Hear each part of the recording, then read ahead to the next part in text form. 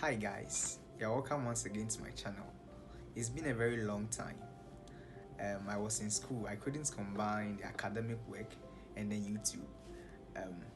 We're about to continue our series on research paper. So today we'll be focusing on literature review and the theoretical and conceptual framework of your research. If today is your first time, kindly subscribe, share this video with family and friends. Let's learn together. Every problem you want to solve in your research paper is a gap you want to fill. I want you to look at problems as gaps. They are like gaps you want to fill during the time you are putting together your research paper. These gaps might be methodological gaps or gaps or problems with the empirical understanding of a particular topic you intend to work on. For instance, a mobile phone company may wish to create a new version of a mobile phone.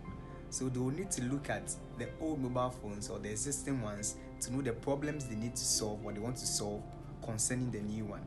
So that's what literature review is all about. You look at the old works and then you review them. You look at what actually you want to solve. Then you create the case for your research. This is where the reader will be able to know what actually the writer of the research or the research paper wish to solve.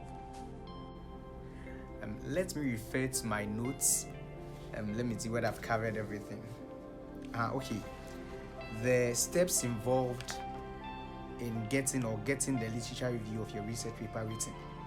I want to mention the steps. First of all, you need to narrow your topic and select papers accordingly.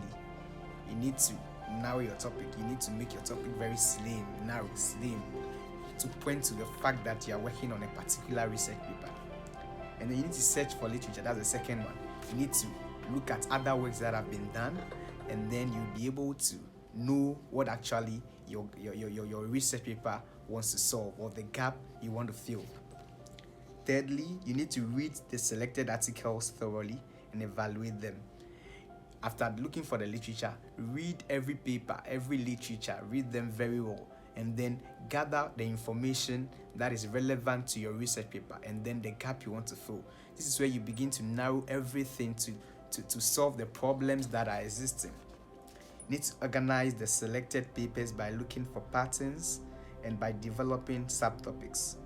You need to organize the selected papers by looking for topics or patterns and by developing subtopics. So organize the papers, look for the patterns, and then develop the subtopics of every paper that you've seen. Develop a thesis or a purpose statement. So every research paper, you need to develop a thesis statement. The thesis statement will give you the general understanding of that paper. So having written your literature review, the analytical approach you are going to take to fill this gap is what is referred to as the theoretical and the conceptual framework of your research paper. So once you've made the case for your research and situated it in a response to a problem, you start to look forward and tell the reader how you go about fixing that problem. So the literature review, after the literature review, look at the theoretical framework, telling the people what problem is there, and then you now tell them how to solve this problem in your theoretical and conceptual framework. Literature review is like backward looking. You are looking back to see what came before your paper and then determining what is wrong with that particular work or those particular works. And then I would also say theoretical and conceptual framework is like forward looking. It's like how you want to answer the theoretical approach you want to use to answer the research questions, because in the literature review you would get some questions and then those questions are what you are supposed to answer.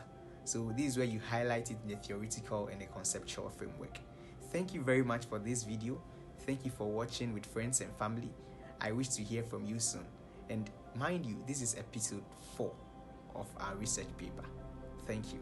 Bye.